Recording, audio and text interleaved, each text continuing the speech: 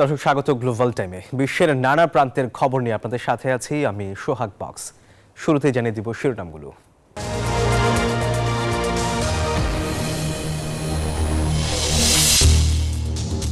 এশিয়াতে আতঙ্ক ছড়াচ্ছে HMPV ভাইরাস। চীনের পর ভারত মালয়েশিয়ায় রোগী শনাক্ত, বড় কোনো হুমকি নয় মত বিশেষজ্ঞদের। দুর্যোগপূর্ণ আবহাওয়ার কবলে যুক্তরাষ্ট্র, 7 অঙ্গরাজ্যে জরুরি অবস্থা জারি। স্কুল কলেজ সহ নানা যান চলাচল বন্ধ, বাতিল 1500 ফ্লাইট। এবং গাজায় 24 ঘন্টায় আরও 88 ফিলিস্তিনিকে হত্যা, 34 জিম্মিকে মুক্তি দিতে প্রস্তুত হামাস। ইসরায়েলের বিদ্যুৎ কেন্দ্রে হুথির মিসাইল হামলা। দর্শক দেখছিলেন শিরোনামগুলো, এবার যাচ্ছে পুরো খবরে। চীনের পর এবার ভারতে 2 শিশুর শরীরে হিউম্যান মেটানিউমো ভাইরাস HMPV শনাক্ত হয়েছে। এর আগে মালয়েশিয়ায়ও মিলেছে HMPV রোগী। তবে চিকিৎসক আর জনস্বাস্থ্য বিশেষজ্ঞরা আশ্বস্ত করেছেন এই ভাইরাস বড় কোনো হুমকি নয়। যদিও সংক্রমণ বাড়তে থাকায় পরিস্থিতি পর্যবেক্ষণ শুরু করেছে চীনের রোগ নিয়ন্ত্রক সংস্থা। করোনা মহামারীর পর এশিয়া জুড়ে নতুন আতঙ্ক হিউম্যান মেটানিউমো ভাইরাস বা HMPV। গেল বছরের ডিসেম্বরের মাঝামাঝি থেকে চীনে এর প্রাদুর্ভাব দেখা দেয়। চীনের পর এবার ভারত ও মালয়েশিয়াতে এই সংক্রমণ ছড়িয়ে পড়ায় বাড়ছে উদ্বেগ। HMPV the human metapneumo virus, এর সংক্রমণ মূলত ফ্লু আকারে ছড়ায়। বেশি আক্রান্ত হচ্ছেন শিশুরা। মূলত শ্বাসতন্ত্রে এর প্রভাব বেশি দেখা যায়। উপসর্গ হিসেবে দেখা মেলে জ্বর, দুর্বলতা, কাশি এবং শ্বাসকষ্ট। এই ভাইরাসের জন্য নির্দিষ্ট কোনো অ্যান্টিভাইরাল চিকিৎসা বা টিকা নেই বলে উল্লেখ করেছেন চীনের বিশেষজ্ঞরা। তবে চিকিৎসক এবং স্বাস্থ্য বিশেষজ্ঞরা আশ্বস্ত করে বলছেন HMPV ভাইরাস বড় কোনো হুমকি নয়। বেশিরভাগ মানুষের ক্ষেত্রে এই ভাইরাসের লক্ষণগুলো প্রায় 1 সপ্তাহের মধ্যে ধীরে ধীরে কমতে শুরু করে।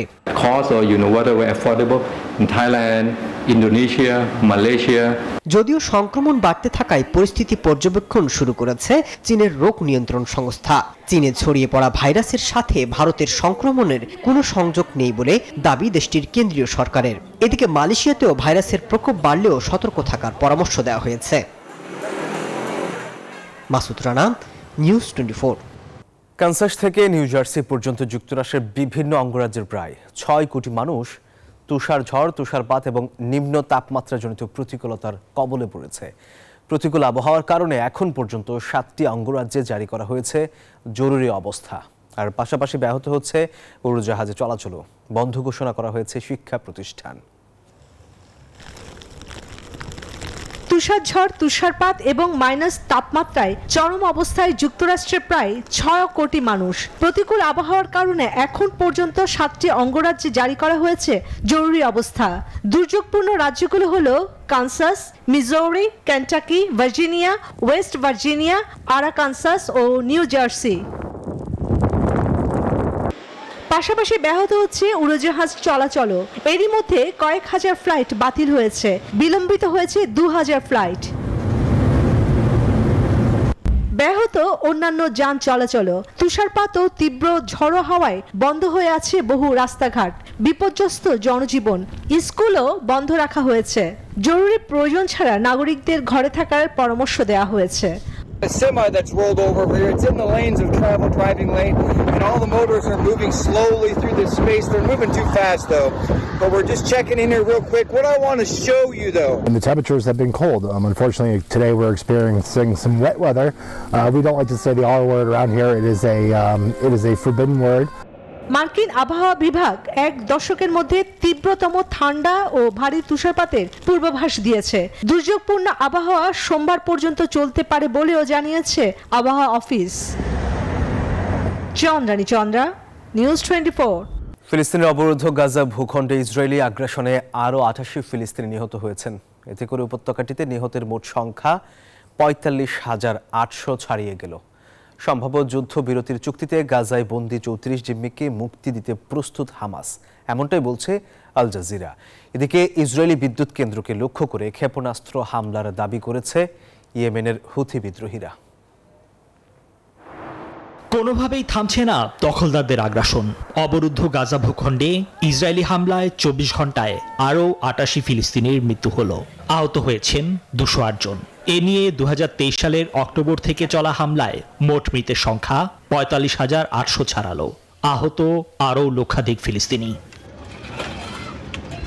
কাতারের রাজধানী দোহায় ফিলিস্তিনি সশস্ত্র গোষ্ঠী হামাস ও দখলদার ইসরায়েলের মধ্যে যুদ্ধবিরতি নিয়ে চলছে দফায় দফায় আলোচনা। সম্ভাব্য যুদ্ধবিরতি চুক্তির আওতায় গাজায় বন্দী থাকা 34 জিম্মিকে মুক্তি দিতে প্রস্তুত হয়েছে হামাস, এমনটাই তথ্য দিয়েছে আল জাজিরা। তবে ফক্স নিউজের প্রতিবেদনে বলা হয়েছে, মুক্তি দিতে ইচ্ছুক জিম্মিদের তালিকা হামাস এখনও হস্তান্তর করেনি বলে জানিয়েছে ইসরায়েলি প্রধানমন্ত্রীর কার্যালয়। এদিকে ইয়েমেনের ইরান সমর্থিত হুথি বিদ্রোহীরা দাবি করেছে রোববার ইসরায়েলের একটি বড় বিদ্যুৎ কেন্দ্রে ব্যালিস্টিক ক্ষেপণাস্ত্র দিয়ে হামলা চালিয়েছে তারা। নিবির আমিন, নিউজ 24। কানাডার ক্ষমতাসীন দল লেবার পার্টির দলীয় প্রধানের পদ থেকে সরে দাঁড়ানোর সিদ্ধান্ত নিয়েছেন দেশটির প্রধানমন্ত্রী জাস্টিন ট্রুডো। 3টি সূত্রের বরাত দিয়ে দেশটির সংবাদ মাধ্যম দ্য গ্লোবাল অ্যান্ড মেইল এ তথ্য দিয়েছে। রয়টার্সও জানায়, গ্লোভ অ্যান্ড মেইলকে ওই 3 সূত্র বলেছে কবে প্রধানমন্ত্রী পদত্যাগের ঘোষণা দিতে পারেন তা এখনও নিশ্চিত হওয়া যায়নি। তবে বুধবার গুরুত্বপূর্ণ একটি জাতীয় ককাস বৈঠক অনুষ্ঠিত হতে যাচ্ছে, তার আগেই চূড়ান্ত সিদ্ধান্ত জানাতে পারেন ট্রুডো। প্রধানমন্ত্রীর কার্যালয় থেকে এ বিষয়ে তাৎক্ষণিক কোনো মন্তব্য আসেনি। 2013 সালে গভীর সংকটে থাকা লিবারেল পার্টির ত্রাণকর্তা হিসেবে হাল ধরেছিলেন জাস্টিন ট্রুডো। তার পদত্যাগে একটি স্থায়ী নেতৃত্বহীনতার মধ্যে পড়তে পারে লিবারেল পার্টি।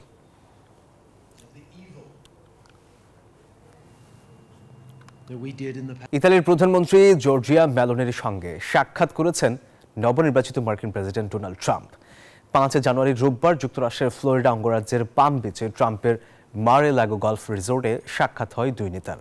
এ সময় মেলোনিকে একজন চমৎকার নারী বলে মন্তব্য করেছেন তিনি। নভেম্বরের প্রেসিডেন্ট নির্বাচনে ট্রাম্প জয়ী হওয়ার পর বেশ কয়েকজন বিশ্বনেতা মার-এ-লাগোয় গিয়ে তাঁর সঙ্গে দেখা করেছেন। এ তালিকায় সবশেষ নাম মেলোনির। লন্ডনে উপহার পাওয়া ফ্ল্যাটকে ঘিরে রাজনৈতিক চাপ বাড়ছে যুক্তরাজ্যের ক্ষমতাসীন লেবার পার্টির সিটি মিনিস্টার টিউলিপ সিদ্দিকের উপর। গ্রহণযোগ্য ব্যাখ্যা দিতে না পারলে টিউলিপকে পদত্যাগের আহ্বান জানিয়েছেন বিরোধী কনজারভেটিভ পার্টির সদস্যরা। আওয়ামী লীগ নেতৃত্বাধীন বাংলাদেশ সাবেক সরকারের সঙ্গে সংশ্লিষ্ট একজন ডেভেলপারের কাছ থেকে সেন্ট্রাল লন্ডনের একটি ফ্ল্যাট উপহার নেওয়ার খবর প্রকাশিত হওয়ার পর ক্রমবর্ধমান চাপের মুখে পড়েছেন যুক্তরাজ্যের সিটি মিনিস্টার টিউলিপ সিদ্দিক। যুক্তরাজ্যের প্রভাবশালী দৈনিক ফিনান্সিয়াল টাইমসে এই বিষয়ে খবর প্রকাশের পর ব্যাপক সমালোচনার মুখোমুখি হয়েছেন তিনি। গ্রহণযোগ্য ব্যাখ্যা দিতে না পারলে টিউলিপকে পদত্যাগের আহ্বান জানিয়েছেন বিরোধী কনজারভেটিভ পার্টির সদস্যরা। ফিনান্সিয়াল টাইমসের প্রতিবেদনে বলা হয়েছে, লন্ডনের কিংস ক্রস এলাকায় অবস্থিত 2 বেডরুমের ফ্ল্যাটটি 2004 সালে টিউলিপকে উপহার দিয়েছিলেন আব্দুল মোতালিফ নামের এক ডেভেলপার। মোতালিফ বাংলাদেশের ক্ষমতাচ্যুত প্রধানমন্ত্রী এবং টিউলিপের খালা শেখ হাসিনার ঘনিষ্ঠজন হিসেবে পরিচিত।